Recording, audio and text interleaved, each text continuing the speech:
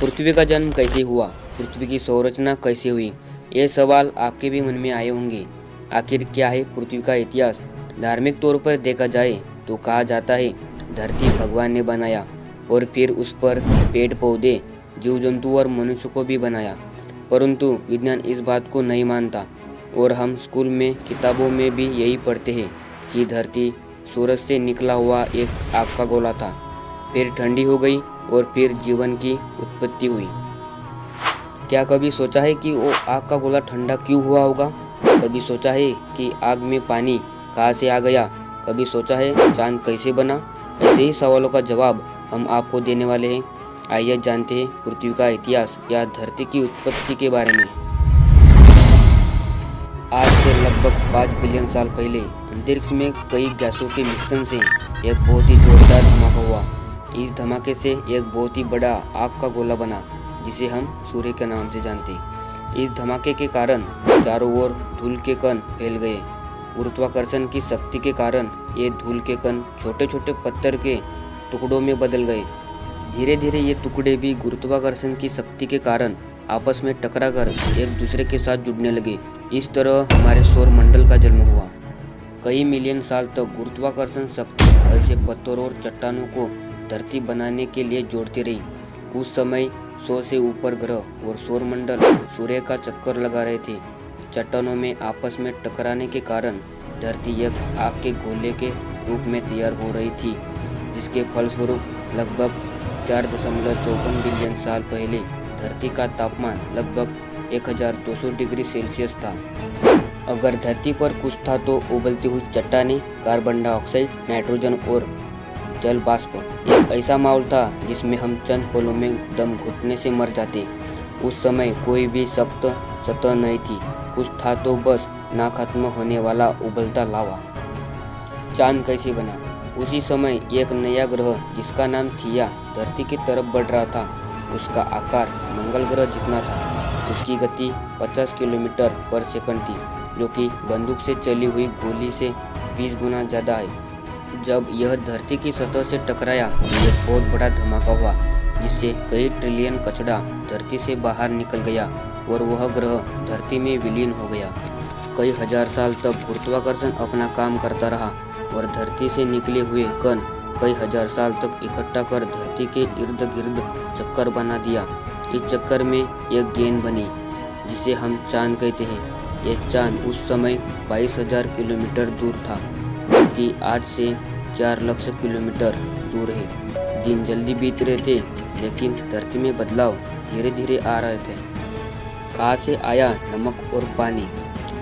3.9 billion साल पहले पृथ्वी की उत्पत्ति होने के बाद अंतरिक्ष में बचे चट्टानों का धरती पर हमला होने लगा। आसमान से गिरते इन उल्का में एक अजीब सी क्रिस्टल थे, जिन्हें आज हम नमक के रूप में प्रयोग किया जाता है।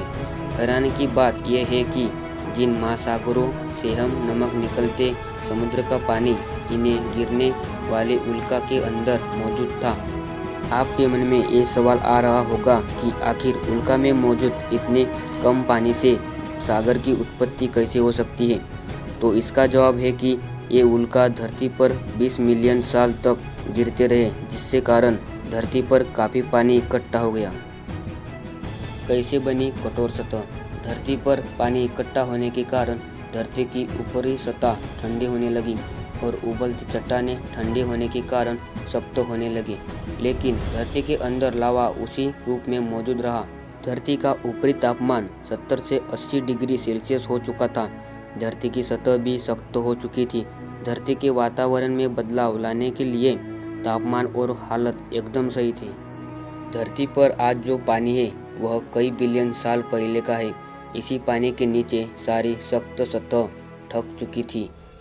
चांद के पास होने के कारण उसके द्वारा लगने वाले गुरुत्वाकर्षण से धरती पर एक तूफान सा आने लगा। उस तूफान के कारण धरती पर उथल पुथल मचा दी थी। समय के साथ चांद धरती से दूर होता गया और तूफान शांत हो गया। पानी की लहरें भी शांत हो गई।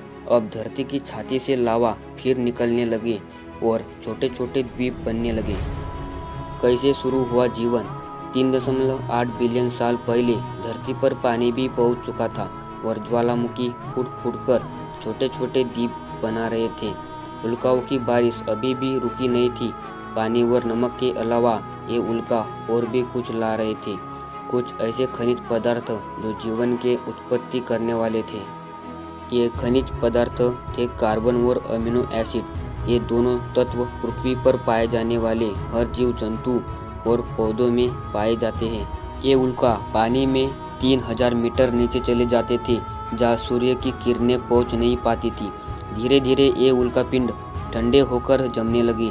इन्होंने एक चिमनी का आकार लेना शुरू कर दिया था और ज्वालामुखी में पड़ी दरारों में पानी जाने से धुआं इन चिमनियों से निकलने लगा और पानी एक केमिकल सूप बन गया।